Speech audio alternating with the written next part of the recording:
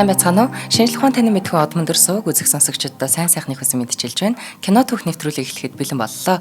Та бүхэн нэвтрүүлгээ YouTube-ийн од мөндөр сууг, NTV телевиз, од мөндөр радио 83.3 107 гэсэн хос төлгөөнөөр хүлээн авч сонсож байна. Энэ удаагийн нэвтрүүлгийн хамтран ажиллагчаар өдөр бүр шинэ нурайтай Түлээ шүү. За мөн хамтдаа төрүүлж алхах нурайтай Unitel компанид дэмжиж ажиллаж байна. За студид инх бат Цэнгэл хоёр нар бэлэн боллоо. Өнөөдрийн сэдэв бол хүний мах идэж карьераа аварсан Энтони Хопкинс. За энэ дээр нэг юм хэлэх бол яг хүний мах идэг юм шүү гэдгийг төрүүлээд хэлчихье. За 2011 онд Нидерландын нэрт удирдаач хөгжимчин Андре Риу гэж хүн Виан хотноо нэг тоглолтоо тавьсан. За энэ болохоор симфони оркестр удирддаг бас удирдаач хүн байхгүй. За энэ тоглолтод уламжлал ёсоор танхим дүүрэн үзэгчтэй. Харин тэдний дунд дэлхийн нэгэн супер од сууж байсан. За энэ болохоор Энтони Хопкинс юм. За энэ хүн зөвхөн хөгжимд юу юунаас л дуртайтай биш, харин 50 жилийн өмнө өөрийн зохиосон хөгжмийг анх удаа сонсохоор ирсэн энэ байгаа юм. 50 жилийн өмнө Энтони Хопкинс нэг хөгжим бичсэн байхгүй юу? Тэгээд тэрийг нэг ч удаа сонсож байгаагүй. Өөрөө нотыг бичсэн болохоос биш тоглуулж байгаагүй. Тэрийг анх удаа сонсгоод энд сууж байгаа юм. Наач яста сонь миний. Ерөөсөө мэдэхгүй юм шиг хөгжим бас бичдэг. Тий. Энэ болохоор And the Waltz Goes On гэдэг нэртэй ийм нэртэй хөгжим юм. Энэ дээр зөвхөн аялгауг нь бичсэн биш. Манай хүн бүхэл бүтэн оркестрийн бүх хөгжмийг бичсэн байхгүй. Тэр чинь бүр хөгжмийн зохиолч байгаа юм тий. Зүгээр нэг ая зохиогч биш байгаа юм тийм ээ. За ер нь ягаад нэр жүжигчин маань гинт хөгжмийн зохиолч энэ төр болоод явчихваа. Гэвэл тэр багасаа хөгжим маш их дуртай ийм хөгд байсан юм байна. Уг нь нарийн бовчны гэр бүлээс гаралтай. Өвөө нарийн бовчин, аав нарийн бовчин. Тэгээ ээж нь цогтой ажилдаг. Тэгээ хүүгээ бас нарийн бовд оруулах гэж нэлээд үтсэн байгаа. Аав нь маш хөдөлмөрч гинэ. Аавынхаа тухай бодох болгондоо л түүний мөрөж махисан гарын сандаг. Тэгээд энэ тэндгүү ингээ гурил болцсон байж идэг. Тэр нь ингээ дандаа бодогддог гинэ. Тэгээд аав нь ерөөсө бууж өгдөг. Тэгэхээр байн хөдөлмөрлж идэг ийм хүн байсан юм байна. За эвгээр энд юу гэж хэлэх гээд байна гэхээр хөдөлмөрлөж ажиллаж бууж өгдөг байсныг ингээд дүрсэлж байгаа юм. Энтони Хопкинс өөрийнх нь аваасаа өглөж авсан байх нь шүү дээ. За Энтони дунд сургуульд ороод хичээл хийхээсээ илүү урлагт их дуртай байсан юм. Зураг зурдаг, төгөлдөр уур тоглодог байсан. Хичээл хийдэггүй байсандаа ч тэр юм уу юм сурахтаа их удаан гинэ. Багшийн заасан зүйлийг ойлгодгүй. Ерөөсөө ингээд нэг л үг хэлээлээдэг манай хүн ерөөсөө ойлгодгүй. За ингээд юу ч ойлгохгүй болохоор нь өөрийгөө бүр тэнэг гэд итгэцэн. Хүүхд өөрийгөө тэгж тэнэг гэж итгэх ямар муухай юм бэ тэр гэдэг бол тийм ховор штэ тий. Өө би тэнэг хүүхд юм байна гэж бодох бол айгүй ховорхгүй. За тэгээд үүндээ өөрөө их санаа зовдөг. Ээж аав нь ч гэсэн маш их санаа зовдөг юм байсан юм байна. За хүмүүс юу ярьж байгааг ч бараг ойлгодог. Хичээл дээр улаан нойлгоно. За тийм байх нь мэдээж өөрт нь маш хэцүү байгаа. Тэг их ууртай байдаг. Багтаа их ууртай тийм хүүхд байсан. Гэтэ багтаа ч гэж одоо ч бас тийм л дээ. Түүний хочин нь шүү дээ Дамбо. Тамжигтай л хорно. Үгүй Дамбо гэдэг чинь англиар тэнэг гэсэн үг байхгүй. Тэгээд Дамбо үгүй одоо нөгөө нэрээр тэнэгээ мангараал гэж байгаа юм аа. Тийм ийм хочтой байсан. Тэ Энтони Хопкинсоос амар хөөрхөн чигтэй шүү дээ уг нь. Би шууд тэгж бодлоо шүү. За бас чихэн ч оруулсан байж магадгүй. Тэгээд нэг одоо гол одоо эмгэг гэх юм уу юу уншиж чаддаг байсан юм. Бичиг мэднэ гэхдээ уншиж чаддаггүй. Энэ чинь эмгэг байхгүй юу? Одоо эмчлэх ёстой нэг тийм ээ. За гэртээ байхдаа төгөлдөр хураал тоглолдог. Аав нь ингээл чи хүрээ дээрээ чи надад ингээд туслаатгаач гэл дууддаг өөрөөс нь. Манай хүн сонсоогүй юм шиг л төгөлдөр хураа тоглоал. Нэг өдөр нэг хошин яриашаа заяа. Нэг өдөр аав нь өрөөнд нь орж ирээд загнангуу чи юу хийгээд байгаа юм бэ? Чи ирээд тэр доонот юу пончгууд ингээ өрөөтгөлтэй гэсэн чиггүй би энэ төгжим тоглож штэ. Чи юм хөгжим тоглоод таа гэсэн чи би Бетховен тоглож байна гэсэн. Тэгсэн чинь тэгвэл чиний дүлээ явах чинь аргагүй юм байна л та гэж хошигнж байгаа. Бетховен чинь чихгүй шүү дээ. Таарсан ч юм аа гэдэг. Аав нь ер нь их тийм хошин мэдрэмжтэй тийм сайн хүн байсан юм шиг. дараа нас ингэсэн гинэ Антони Хопкинс жүжигчин болчоод би ингээд намайг Ганди тоглооч гинэ. Би энэ дүрийг авчих уу гэдгсэн чинь. Наа чи инэт нэг кино юм уу гэж асуусан гэж. Энэ юу гэсэн үг гэхээр чи Гандид эзэж тохирохгүй гэсэн санаагаар хэлж байгаа. За зөвхөн хөгжмөөс гадна тэрээр кино урлагт маш их дуртай байсан юм байна. Гэрийнхэнтэйгээ 7 хоногт 1-2 удаа театрт заавал очиж кино үздэг. Тэгэхээр 7 хоног болгон театрт кино үзнэ гэдэг бол дуртайг нь шинж үү тий. Бид бол 7 хоног болгоо үзэж чадахгүй шүү дээ. Гэр бүлийнхэн ч гэсэн айгүй гоё соёл байна тий. Тий. Тэгэд зүгээр үзэхгүй үгнүүдийн цээжилдэг. Юу гэж хэлж чинь диалогуудын бүгдийн цээжлээд гэртээ ирээд чанга тугаар тэрийг уншиж ингэ жүжиглдэг байсан юм. Тэгэхээр бүр багасаа л энэ одоо жүжигчин болъё гэсэн бодолт нь жоохон ч гэсэн байсан юм болов. За урлаг дуртай тэрээр 15 наснда Уэльсийн алдар жүжигчин Ричард Бертон гэж хүнтэй танилцсан. За Ричард Бертон бол Уэльсийн баг хамгийн том жүжигчин тухайн үед байсан гэж хэлж болно. 7 удаа Оскарт нэр дэвшиж ирсэн. За ингээд хамгийн одоо том дүр нь гэх юм уу одоо хүмүүсийн мэддгээр гэвэл 1984 гээд хинэ Жорж Оруэлл штэ. Тэрний номоор хийгдсэн кино байдаг байхгүй юу? Тэрний O'Brien гэдгийн дүр тоглож ирсэн. Тэгэхээр одоо би ч тэр киногоор л энэ зохиолыг анх таньж ирсэн штэ. Тэгээд O'Brien-ыг бол тэр хүнээр л ингэж төсөөлж байгаа байхгүй юу? Тийм байна. Монголд ч гэсэн сая жүжигэн тавигдсан. Тийм тий.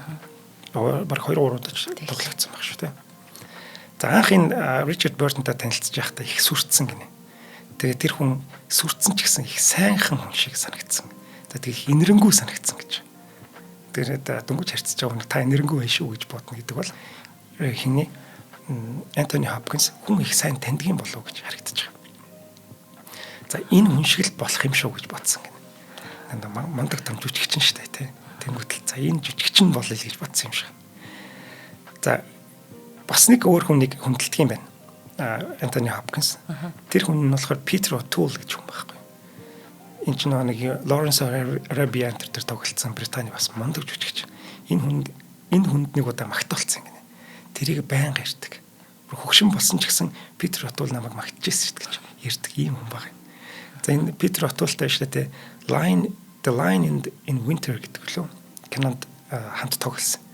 Тэгсэн чинь яг нэг киноны бэлтгэл дээр Питер ингээд хинтээ манай Антони Хопкинстай ингээд диалогийн бэлтгэл хийгээл. Уншиж дуусаал кат гэсэн чинь өөрийн амар магтсан байна. Гайхамшигтай. Чи яг ингэж л тоглоно шүү. Гэхэд за би өөрийгөө суперод болно гэж бодсон гэж. За энэ болохоор 1968 онд юм. За энэ үед шүү дээ Антони аль хэдийн урлагийн сургуулаа төгссөн. За жүжигчний амьдралаар амьдраад эхэлсэн байсан ийм үе юм. Харин жүжигчнийхээ ур чадварыг Уэльсийн Кардифт байдаг Эзэн хааны хөгжим драмын коллежоос авсан юм байна. Энд зөвхөн жүжигчнээр суралцаагүй. За хөгжимчнөөс ч бас суралцсан гэнэ. Хөгжимч гэсэн заалгаж ирсэн. Хамгийн дуртай урлаг нь хөгжим шүү дээ тий. За харин энэ сургуулаа төгссөнгүүтээ 3 жил цэрэгт явцсан байна. За тэгэхээр 3 жил цэрэгт явна гэдэг бол маш удаан хугацаа.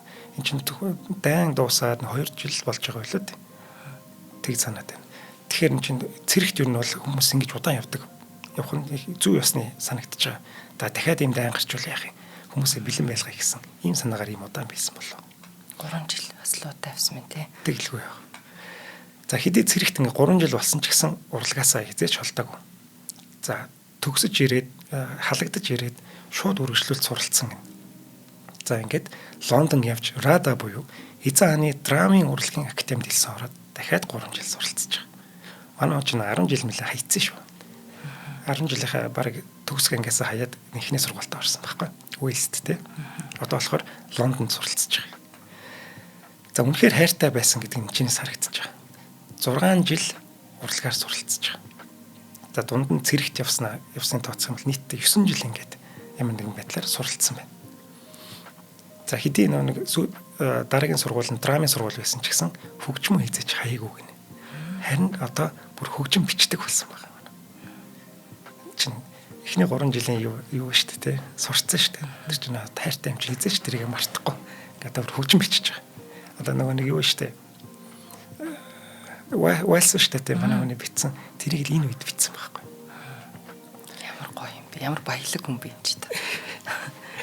За Антони Хопкинсны жүжигчний анхны тайз нь 1960 онд Свансигийн Palace гэдэг нэртэй театрт болсон юм. эндээ жижигхэн дүр бүтээсэн ганцхан удаа. Уг нь ингээд цаашид өсөж дэвшээд гол дүр авах хэрэгтэй боловч манай хүн 1960-аас 1965 хүртэл нэг ч дүрд сонгогдож чадаагүй. Нөөц жүжигчнэр л тэндээ ингээд байгаад исэн баг. Ингэдэг штэ. Нөөц гол дүрд тоглодог жүжигчд байна. За тэгвэл орлон тоглогчд гэж байдаг. Тэгээ орлон тоглогчч байхгүй манай. Бүр нөөц ингээд бүр маасанд л байгаа даа юм тий. Ингээд маасанд баг байхгүй юм шиг л. За гардаг л баг л та. Тэгээ үг гэлдгүү зөр орж гараал байж байгаа. За ингээд 5 жилийн байдалтай явна гэдэг бол ер нь багийн хүн бууж өгөө за болич юм. Өөр ажил болчих. Очиж тэр нарийн боо хийсэн мэн хийх мэн гэд явмаар ийм он жилүүд өнгөрч байгаа. Гэхдээ манай хүн шантралгүй боломжоо хүлээсээр байгаа. Гэтэл 1965 онд түүнийг Лоренс Оливие гэж хүн анх анзаараад Лондонд байдаг Эзэн хааны үндэсний театрт урьсан юм. Эндээ тэрээр Оливие гэдэг энэ одоо олсон хүнийхээ орлон тоглогчоор одоо ажиллаж эхэлж байна. За. Одоо л нэг боломж гарч ирж байгаа нь юм. Одоо Оливие гэдэг хүнийг ханиад хүрээд халуураад хэвтчихээсэ гэж хүсгэл үлдэж байгаа. Флоридын мөрөдлөө. Гэхдээ нөгөө хүн ямар ч асуудал гаргаагүй ингээд жүжигчтэй тоглосоор л байсан ингээд 2 жил өнгөрч байгаа. Гэтэл 1967 онд нөгөө Оливие нь ханиад хүрсэнгүй. Харин мухар болгоон үргэлжл болоод хаалганд орхолсон гинэ. За одоо ингээд түүний хэлж ирж байгаа. Оливиг орлон шүү дээ тий. Оливиг байхгүй бол манай хүн шууд гол дүр явах хэрэгтэй. За үндэсний театрт гол дүрт одоо ингээд тоглох боломжтой болж байгаа. Энэ үедээ тэрээр аль хэдийн 30 нас хүрсэн байсан. Хараа 30 нас шүү дээ. 30 нас анхны дүр. Яа. Гэхдээ тэрээр бэлэн байсан гинэ. Оливие гэдэг тэр жүжигчнийхээ нэг дурсамж байдаг юм байна. Энд дэш тэ ийм үг байдаг. Манай компанид миний орлон тоглогчоор ажилладаг Антони гэдэг нэг залуу одоо намайг орлож жүжиглэх гэж байна. Өмнө тайзан дээр үргэлж санд руу айцтай байдаг байсан тэрээр энэ удаа амандаа хулган зуусан муур шиг л харагдаж байна гэж дүрсэлж бичсэн баг. Тэгэхээр тэр айц нь үгүй болсон байна гэсэн ийм санаа байна. Бүр ихтгэлтэй ингээд бэлэн байж тийм ээ. Ингэдээс энэ зүйлэл надад бүр маш гоё санагдсан. Тийм байна. Одоо сэтгэл хансан, тайван хийдгээ хийсэн тийм мэдрэмжтэй тайзан дээр. Гэхдээ тэр дублер байх бүх хугацаанд угаасаа нөгөө гол дүрийн жүжигчний текст бүх хөдлөл бүх юм цээжлээл адилхан л явж байгаа л одоо л нэг гарч байна. Ямар гоё. Тий. Тэр орлонч бол яг л нөгөө нэг гол дүртэйгээ адилхан бэлтгэл хийж байгаа тийм. Бүгдийн найруулагчтайгаа олон хэсэгтэйгээ нөгөө хамтран жүжигчид энтертэйгээ бүгдэнтэй нийтдэг тийм. За ингэж ихтгэлтэй байсан бас нэг шалтгаантай юм байна. Тэрээр согтууруулахундаа маш ихээр хэрэгэлдэг байсан гэнэ. За. Антони Хопкинс бүр ийм архины хамгаалалтай болоод тэрнээс болоод нэлийн удаан ингэж зов чаналж явсан шүү дээ. Тэр нэг жоохон халтсан болохоор л татчих ихтгэлтэй юм байт ингэж харагдчихсан байна. За мэдээж олон жил хичээсэн ч амжилтанд хүрч чадахгүй байхаар одоо ямар л өлөг байв гэж бас тэр сэтгэлийн юм дарах гэж одоо ондох тогтоодог ч байсан байж магадгүй.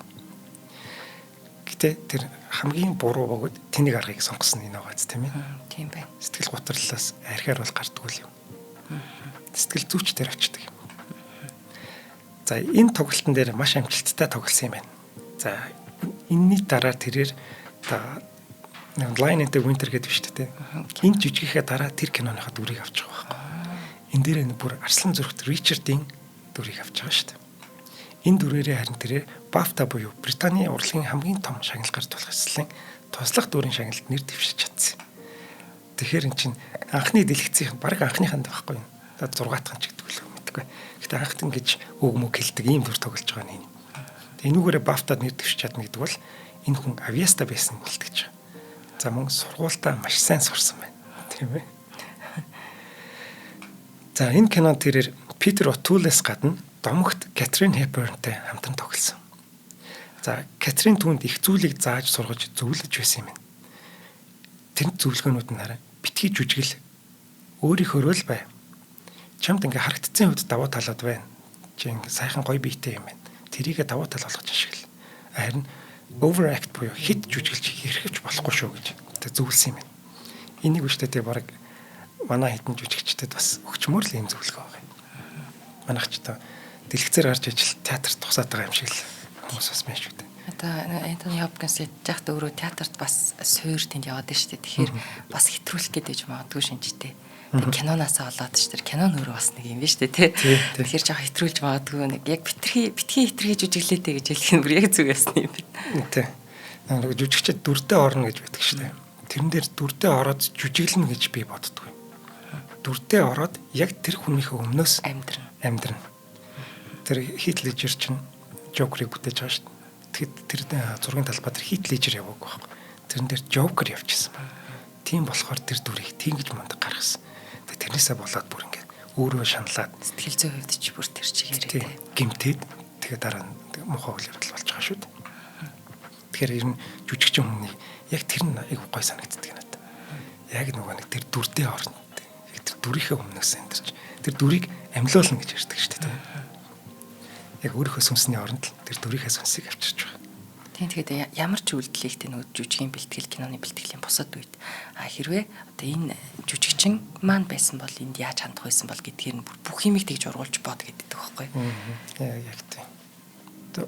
Уг нь тэг заадаг юм биш үү тий. Заадаг л да. Одоо манай нөгөө ган төмөргөө ардын жүжигчин дүртээ ороод бүр ингээд маш тэгж дүртээ орж амьдардаг байсан гэж ярьдаг. Тэг бүр ингээд бүх юм мартчихдаг. Хүүхд мөхтэй дэлгүүрт хаяа явчихдаг. Дагуулж явж байгаа цэцэрлэгээс навал хүүхдээ айл хайч хүүхд яв хүүхдтэй явж л ингээд бүр ухаан сан гарчдаг гэсэн гэж ярьдаг. Ямар мундаг юм байна. Яг хүүхдээ орхиж байгаа юм биш шүү. Дүртээ орж байгаа. Дүрээ тэгж их бодож явдаг. За Антони Хопкинс ингээд эхний дүр намжилттай болсон нь цаашдаа Британид дэлгэц тайзын дүрүүдэд ээлж дараалан тоглож эхэлсэн гэнэ. Одоо нэг ч дүргүй байгаад гэсэн хүн чинь одоо ингээд танигдчих эхэлж байна. Бүр дэлгэцийн дүрээрээ шилдэг эрэгтэй жүжигчний шагнал хүртэл авцсан байна. Телевизэн. За. Бафтагаас авч байгаа. За ингээд том одуудтай ч сайхан тоглоод үзсэн. Том шагналтч нэр дэвшээд за хүртцэн. Питер Отвулд ч магтуулсан. Би ч ер нь супер од болох юм биш үү? Алив нэг хундаг тогтоё гэж одоо баярын хундаг тогтоож байгаа. Харин цаашдаа энэ баярын хундаг нь сэтгэл готрлын хундагаар солигдох болно. Яана. За хоёлаа хамтран ажиллаж. За, нэвтрүүлгийн хамтран ажиллагчаар өдөр бүр шинэ үрээтэй Түлээж Уманд дэмжиж ажиллаж байна. Тэр Түлээж юу яажээ? Бас нэг гайхалтай шинэ бүтээгдэхүүн бидэнд танилцуулж байгаа юм байна. Одоо глютенд хит мэдрэг байдаг. За эсвэл одоо эрүүл зөв хооллохыг хүсэж байгаа, жингээ барихыг хасахыг хүсэж байгаа хүмүүст ерөнхийдөө дан бүхэл үрийн гурилтай. Тэгээд уургийн хувьд баялаг мөртлөө үр тариа ихтэй юм талхнуудыг танилцуулж байна. За энэ high protein breads гэсэн. За эдгээр болохоор юу вэ? Эрүүл мэндэд тустай орцтой, алмонд самар, хушиг, за гүнжтийн үр, цангис жимс, за ерөөсөө маш их үрний агуулмжтай. Энийг ерөөсөө юмтай хольж идэх шаардлагагүй. Идчихээр ийм талхнуудыг санал болгож байгаа. Тэгээд нэг бид нар багет гэдгээр мэдээ юм урт талх байдаг шүү дээ. Яг тэрэн шиг ийм daily nut breads гэсэн нэг ийм урт талх байна. За эдгээр ерөөсөө бүгд бүхэл үрийн тэгээд бүгд маш их үр тарианы агуулмжтай юм шүү манайхаа. За энэ Rask bread гэдэг нь болохоор нэг ийм хатуу шарчгансан байдаг штэ зүсээд ингээд юу гэдэг лээ тэрийг бас мартчих. Тийм хатуу за энийг бол бүр юмтай хэлж идэх ямар ч шаардлагагүй. Хулууны өөр, наран цэцгийн өөр, гүнжтийн өөр, хушиг самар, алмонд самар, цангис жимсний агуулмжтай маш баялаг орцтой уургийн агуулмж ихтэй мөртлөө бүхэл үрийн. За бас ийм Green bread гэдээ бас байна. За энэ болохоор өстө Google-ийн юмдаа гардаг шиг хөөрхөн талх байгаа. Тэгээ энэ метэр ерөөсө үр тарианы агуулмж ихтэй талхнуудаа бидэнд танилцуулж байгаа. За тэгээ өмнө нэвтрүүлгүүд дээр дурдчихжсэн одоо croissant сэндвич гэдэг л ба. Croissant тийм сэндвич. За энэ бол яг өглөөдөө цүс ялгаруулъя гэж бодож байгаа. Жохон тослог, сэртэй.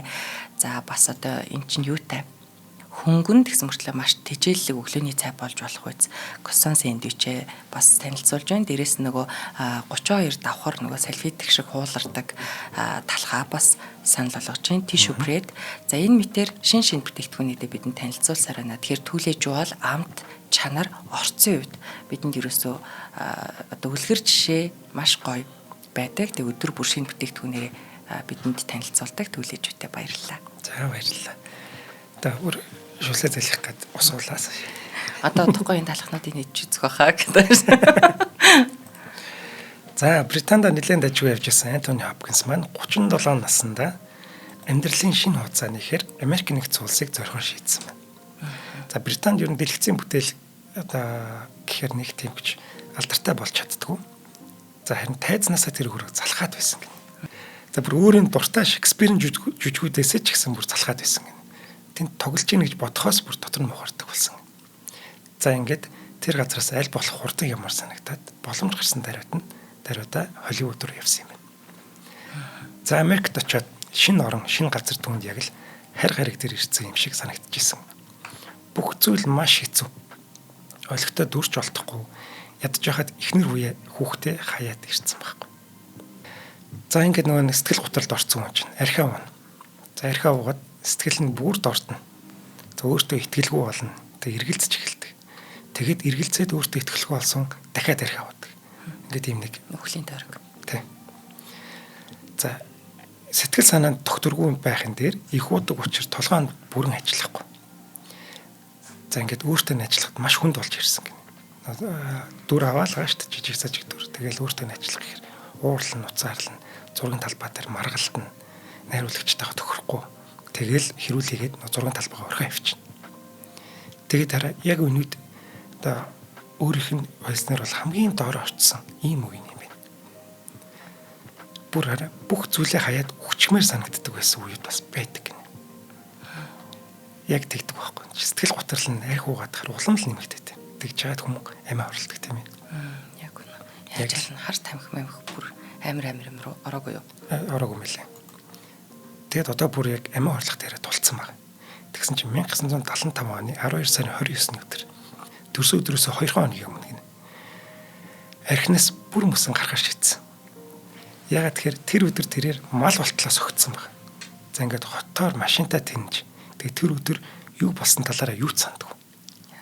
Ямар ч байсан би машинтаа явж байсан гэдгийг л мэддэг гинэ. За ингээд өглөөнөөс ирээд юу болчихвоо би ингэх ёсгүй. Би одоо ингээд асуудал гаргах нь би ч өөрөө асуудал юм байна шүү дээ. Гэт шууд архинаас гарахаар шийдээд тэр нэг архинаас гараад ийм группүүд байдаг шүү дээ.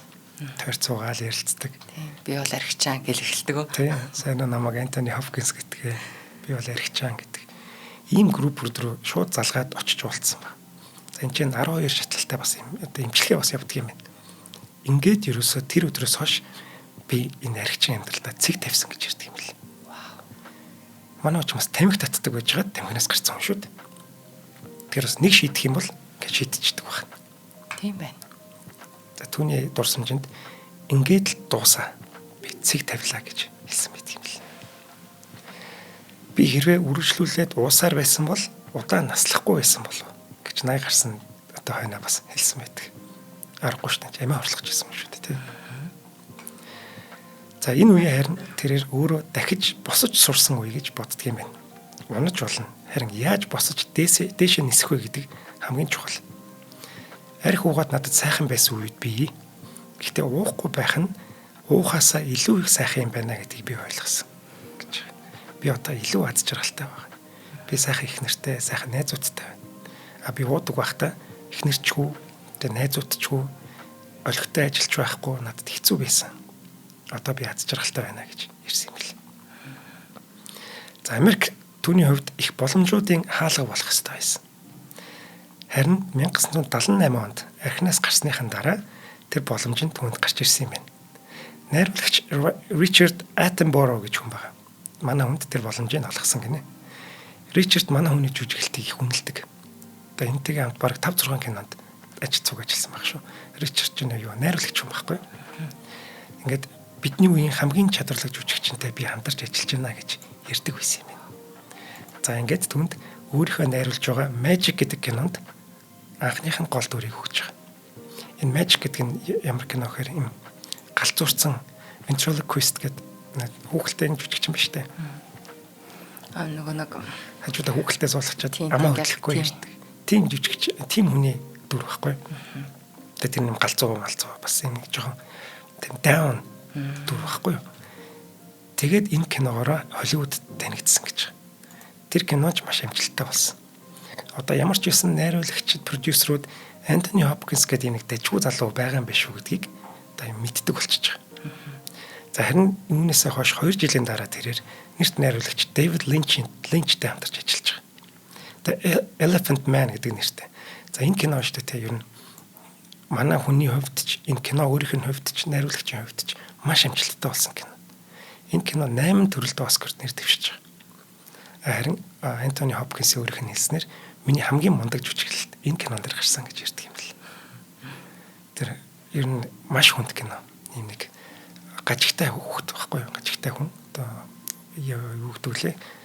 Сэтгцийн өвчтэй. Биш. Ийм биеийн физиологи байхгүй юу? Тийм зөв биш хэлбэртэй тийм хүн байгаа байхгүй юу? Тэрнийг имчилж байгаа нэг эмчийн тухай гардаг. Ер нь бол маш мундаг кино байна.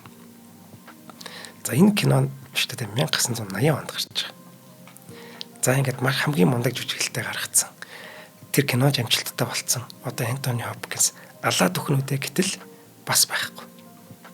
Энэ цагаас хойш олигтой дүр авчдаг. Жижиг сажиг дүрүүд, тэгээ телевизийн дүрүүд, тэгээ нэг хоёр кинонд тоглосон баг. Ингээл ерөөсөө байхгүй. Тэнгууд нь буцаад Британи, Англи руугаа яваад тэнцэнэ жүжиг тоглож эхэлж байгаа. Ингээл Англи, Америк хоёрын хооронд 90 орчим кинонд тоглолдог, жүжигчээ тоглолдог. Ингэж явсаар аваад за ер нь болчих ч юм уу та. Англидаа л байж идэг юм уу гэж бодож эхэлсэн баг. За энэ үштэй те 1990 онд болж байгаа бол явдал шүү дээ. Elephant Man ч 80 оны кино шүү дээ. Ингээд 10 жил дахиад амжилтанд хүрч чадах банк явчихж байгаа. 1990 онд Антони Лондон хотноо нэг жүжигийн бэлтгэлээ хийж байтал. Түүний агент нь манай хүнд нэг кино хийгдэж байгаа гэдэг мэдээд болгосон юм байна. Тэгэд энэ кинонд таныг тоглуулмаар байна гинэ гэсэн юм байна л да. Тэгсэн чинь Антони Хопкинс энэ зохиолын нэрийг сонсчод хүүхдийн кино юм уу гэж бодсон. Тэгээд нэг аашаагүй хайцсан юм байна. Тэгсэн хэрн хэд хоногийн дараа нөгөө киног чинь найруулах хэвээр найруулагч нь хүрээд ирсэн Лондонд. Тэгээд нөгөө жүжигээ зохиолоо танилцуулаад ийм кино юм аа. Би таныг нөгөө Elephant Man гэдэг киноноос ч харсан. Энэ дээр яг та бүр яг тохирох гээд байна. Киноны нэр нь Хурган малгай болно гэж хэлдэг байна. Ингээд манай хүн одоо сүүлийн боломж гэж хэлж болохоор Холливуд дэх энэ киноныхаа урилгыг ингэж авч байгаа нэг. Тэгээд зохиолоо уншичаад өөртөө ч таалагдсан. Тэгээд сүүлийн боломж учраас бүр маш сайн бэлдсэн байна. Бүр одоо яг хүн жүжигчин яаж бэлддэг вүлээ? Тэрнээс илүүгээр бэлдсэн гэж байна. Ягаад тэгэхээр энэ кино амжилтгүй болчих юм бол би одоо Холливуудаас ингээд зодог талих гэж байгаа юм шүү дээ, тий. Тийм шүү дээ. 90 он гэдэг чинь нас бас нэлийн явцсан юм шүү дээ, тий. 50 гарцсан. 50 гарцж арлууд өгөхгүй л. За энэ дүр нь болохоор Хурган малгай болны энэ Hannibal Lecter гэдэг дүр болохоор урлаг гооцон өндөр мэдрэмжтэй. За бас нэг бас их галзуу бодолтой. Тэгээд их соёлтой боловсон бүр тийм маш гоё дүр байхгүй. Маш гоё дүр. За энэ урлаг гооцон мэдрэмжтэй дүрийг бүтээхэд нь түүний нэг хөгжмийн боловсрал маш чухал нөлөө үзүүлж байгаа. За хараа урлагийн мэдрэмжээс гадна энэ дүр нь гэмт хэрэг хийдэг ч гэсэн их сайн хүн гэж. Тэг маш сайн сэтгэл зүйч юм дүр. Энэ бүрийн төгс дүр байсан. Төгс дүр. Одоо ингээд чанаруудын ингээд харахаар бүр нэр шүтмээр шүү нэр. За манай хүн дүрийн судалгаа гэж хаасаагүй явсан. Бүр Лондон гудамжинд кофе ууж явахдаа ч гэсэн дүрийн судалгаагаа хийсээр л байсан. Антони Hannibal Lecter нүдээ цавчдаг байхгүй. Тэрийг Антони Хопкинс ч Лондонд гудамжинд кофе ууж хаад нэг сэтгэл зүйн асуудалтай хүнтэй таарлцсан юм байна. Тэр нүдээ цавчихгүйсэн. Тэрнээс ингээс урчиж байгаа шүү дээ. За тэгээ шорон төртөл очиж ясан тэнд хоригдлууд яаж хоригдд юм бэ гэдгийг судалсан гэж ерөөсөө судлаагүй юм байхгүй. Төгс дүр. Яг ихний кадр ингээл Антони Хопкинс дээр ирэхэд л тэл зогсож байгаа дүр. Аимшигтай нууцлаг юм бүр эвгүүтэй баслаа. Тий. Тэгсэн чинь Антони Хопкинс шүү дээ тий. Бүр багасаа ягаад ч юм хүмүүсийг айлгах чадвартай байсан. Хүмүүс юу энэс айдаг, яавал айдаг вэ гэдгийг маш сайн мэддэг ийм хөвгт байсан. Сонирн байгаа зэн тий. Охтуудад аимшигын зохиол ярьж өгдөг. Дракулаг ярьж өгдөг. Тэгэл янз бүрээр дуурдаг. Тэнгүүд нэг охтууд нь айгаал орилтаалгүйгээд явдаг. Тэгээ тэрэнд нөр их дуртай. Ийм хөвгт байсан. Явж энэ дүрт нь маш их хэрэг болсон ба шүү дээ. Яг тийм байгаа. За бас дээрэс нь энэ их сонирн. Муу санаатай хүмүүсийг их ойлгодог. Галзуу хүмүүсийг их ойлгодог. тэдний юу бодож байгааг, яаж сэтгэж байгааг. Тэгээд тэр хүмүүсийг бас жоохон өмөрөх хандлагатай ийм юм байна.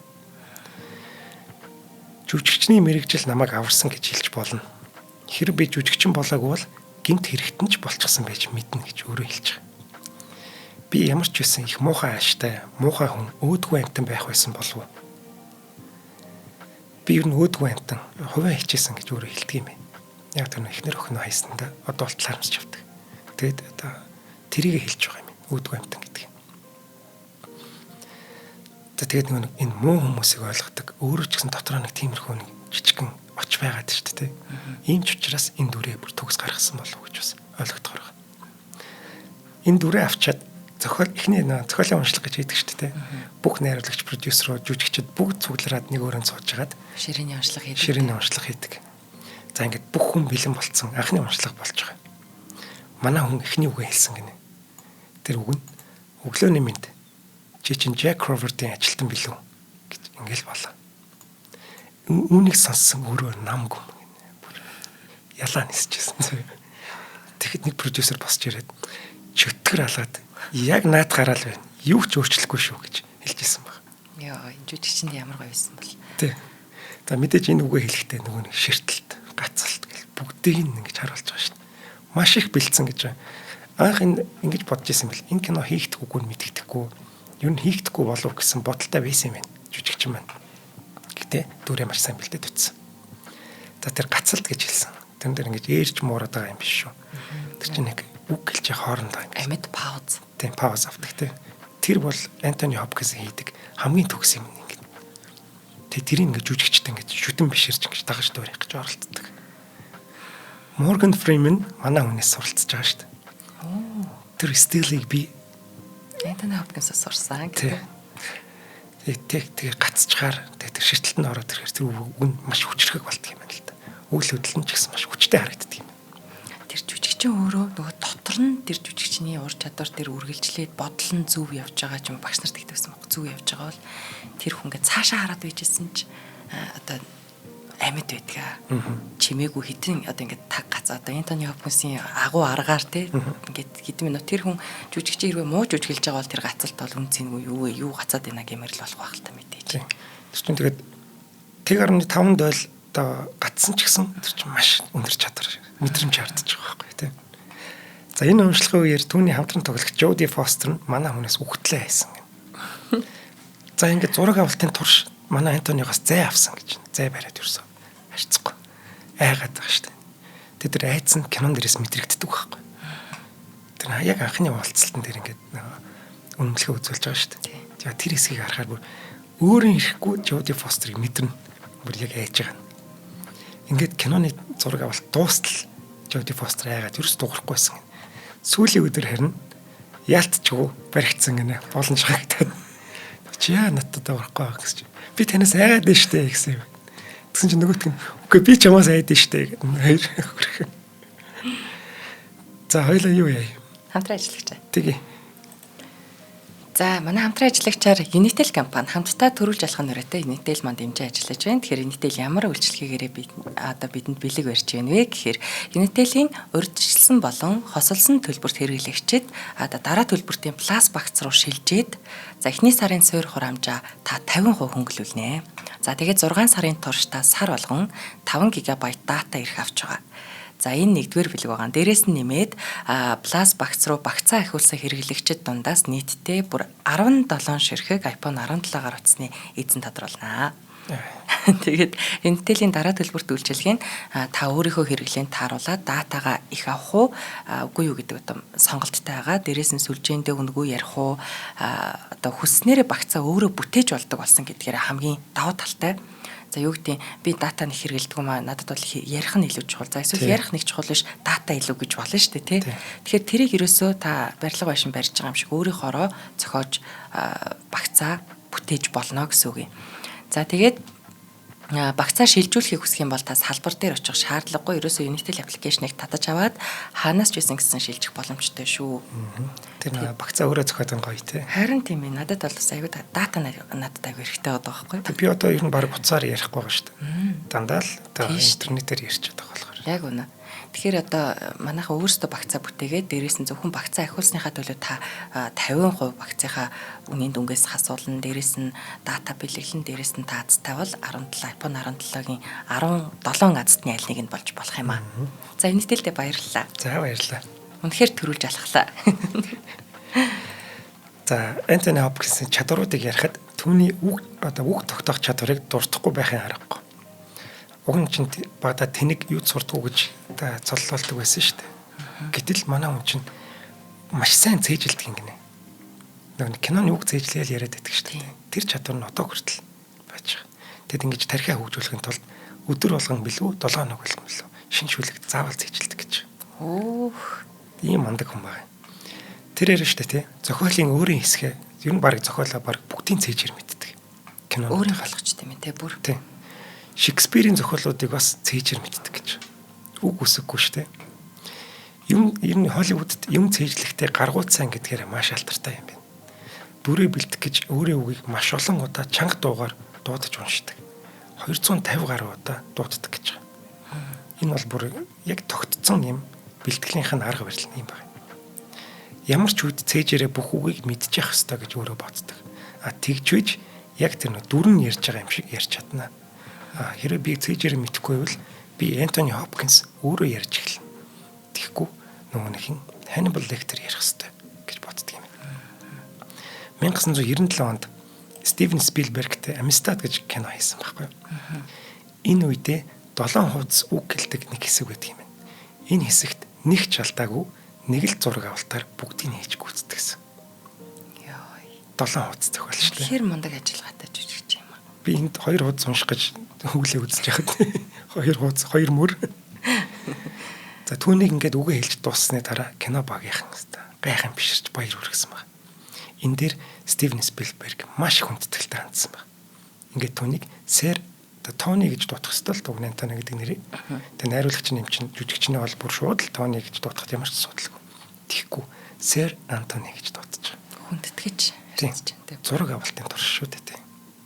Ягаад Сэр гэж дуудаж байгаа нь бас учиртай юм. Ягаад гэвэл манай энэ Hannibal Lecter-ийн дүр чинь маш олон том шагнал авснаас гадна манай Энтони Хопкинс Сэр цол олгож чадсан байхгүй. Англид Knight буюу Хүлэг баатар болж байгаа гэсэн үг. 1993 онд түүний урлагт оруулсан хувь нэмрийг үнэлээд Английн хатан хаан 2 дугаар Элизабет Sir гэдэг цолыг олгож байгаа. Вау. Ингээд Sir Anthony Hopkins болж байгаа. Нэг л дүрээрээ шүү дээ. Яг нь урлагт оруулсан хувь нэмэр гэж байгаа л та. Гэтэл тэр киноны дүр нь үүнд ийм том нэр хүндийг авчирснараа энэ Sir цолтой болж байгаа. За Hannibal Lecter Оскараас гадна бүх том шагналуудыг түүсэн. Дэлгэцэнд ердөө 16 минут л гардаг дүр шүү дээ. Тэгсэн хэдий авчиг киноны туршид бидэнд мэдрэгдэж чаддаг байхгүй. Тийм ч учраас гол дүрийн шагналт нэр дэвшээд гол дүрээ авч чадчих юм.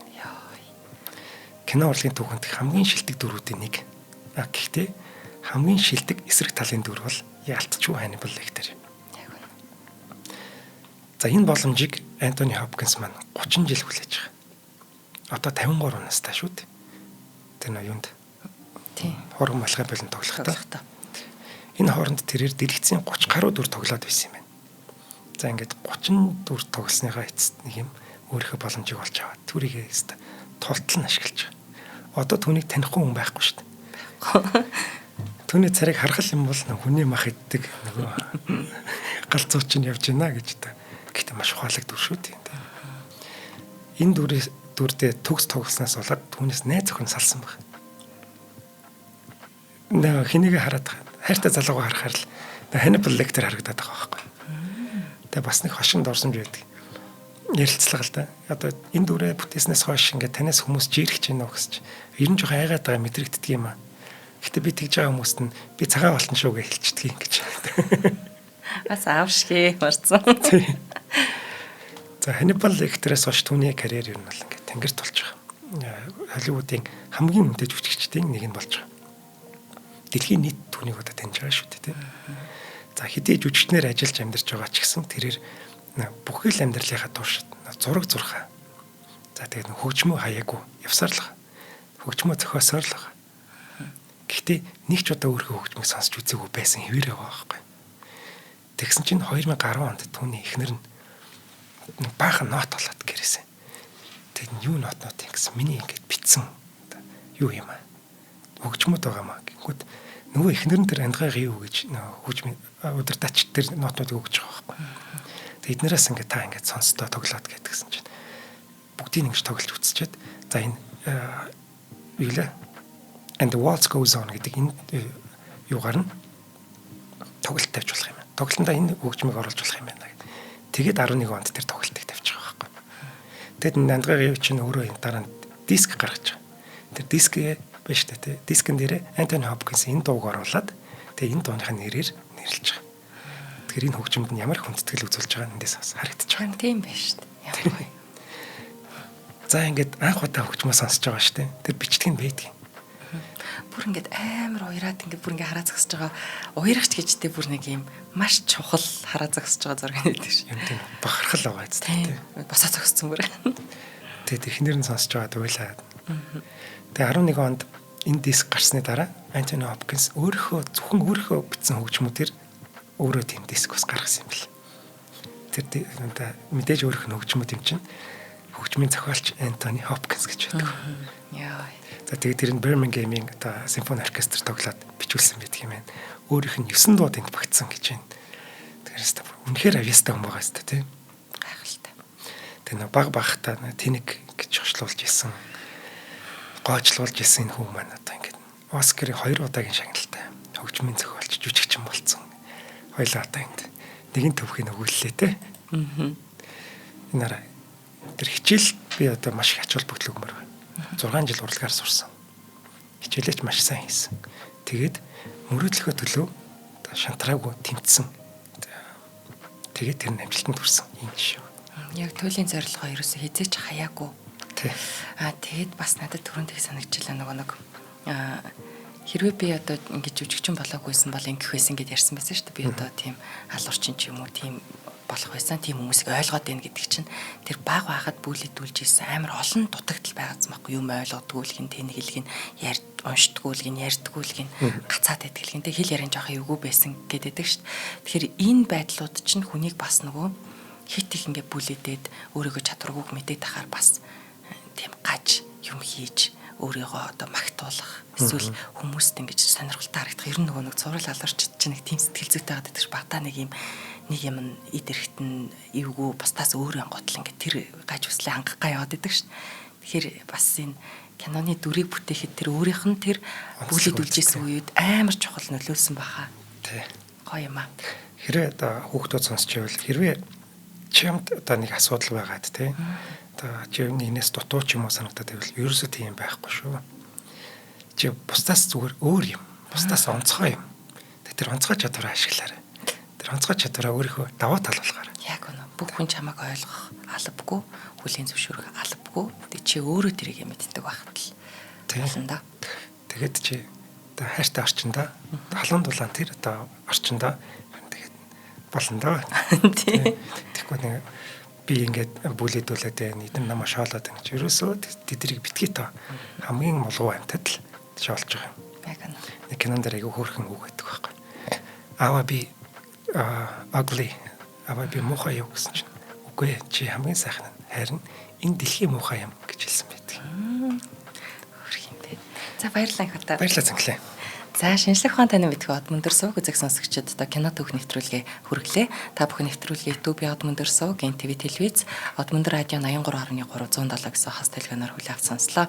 Энэ удаагийн нэвтрүүлгийн хамтран ажиллагчаар өдөр бүр шинэ нүрээтэй төлөө шүү. Замаа хамтдаа төрүүлж алах нүрээтэй Unitel дэмжиж ажиллалаа. Студид инх бат Цэнгэл баяр нарайлаа. Дараагийн киногоор уулзъя. Бай. Нэвтрүүлгийг хүлээн авсан Нарны аймгийн монголчуудтай баярлалаа. Од мөндөр сууг нь энэ мэдчлэн таны мэдхүү мянган нэвтрүүлгийг 2026 оны 7 сарын 1 хүртэл та бүхэндээ хүргэх юм. Их хэлээрээ шинжлэх ухаан танин мэдхүүг түгээхийн үлсэд нэгтгэх хүсвэл та бидэнд хандив өгөх боломжтой.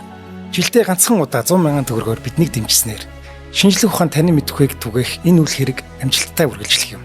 Од мөндөр нэр дээрх Худалдаа хөгжлийн банкны дансгаа 4191 Тэг 4518. Та 100,000 төгрөгөөр шилжүүлэхдээ гүйлгээний утга дээр нь өөрийн нэр болон утасны дугаараа заавал бичээрэй.